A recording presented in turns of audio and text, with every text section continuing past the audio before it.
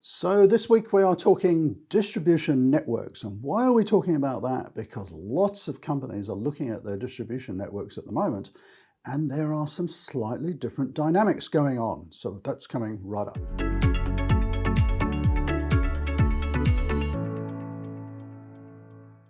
So you'll find quite a few videos on the channel about distribution networks, but I just want to mention a couple of things about networks that are happening over the last couple of years. So just to recap on some of the basics, as I've said on videos in the past, the distribution network that you have is very much dependent on the customer service offer that you're offering your customers. So in quite simple terms, if I have a same-day delivery offer for my customers, here's my customer, my warehouse has got to be within 1 day delivery distance of that customer. If it's a next day delivery service, here's my customer, I can have a warehouse within, overnight delivery capability of that customer. And when you plot all of your customers across your distribution area, which could be a state, it could be a country, it could be a region, that very much dictates how many warehouses you need to be able to reach all of your customers within that customer service lead time.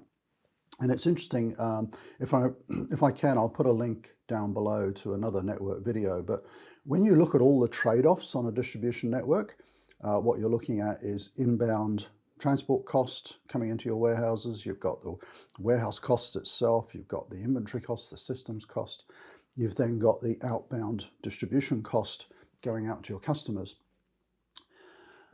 It's quite counterintuitive sometimes trying to work out how many warehouses to have in your network and precisely where they should be. And it's a question of balancing all of those costs so that you get the lowest point on that cost curve. And you start to get a feel for it in different countries about where the sort of center of gravity is and how many warehouses make sense. But there are some things recently that have been changing that. And what do you think those are?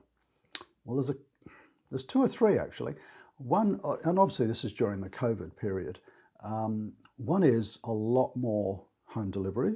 So very often companies are trying to service their home delivery market out of the same warehouses they've been doing their traditional distribution from. But the service lead times can be a lot shorter, so that's putting pressure on that distribution network, and it's also putting pressure on the warehouses because it's a slightly different picking profile, so the dynamic of that is a little bit different. So that's definitely one thing.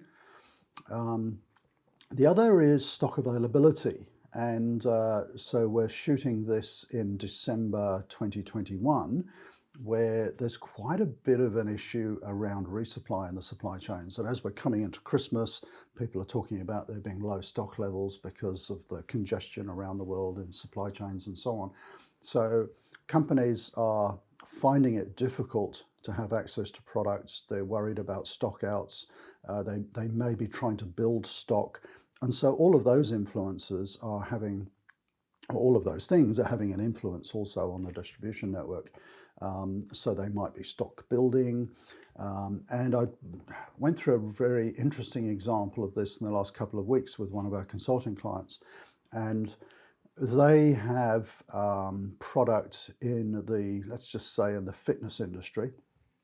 And the growth of those sort of industries has been fairly significant during COVID. And so in looking at their distribution network, we're going through this sort of traditional approach saying, 3 or 4 distribution centers kind of makes sense.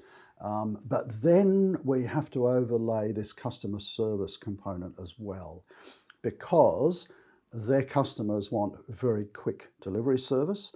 And it wasn't just a question of designing a distribution network to meet that demand and that service level. They wanted to try and exceed it wherever possible so that they could provide a better service than their competitors. So there was a lot of debate and remodeling about how many warehouses should go into the distribution network. And we actually ended up popping in another one for a couple of reasons. One was so that customer service levels would be, easily achieved and higher than expected. And the other was really to try and balance that inventory nationally to make sure that there was no stock outs or anything in any particular area.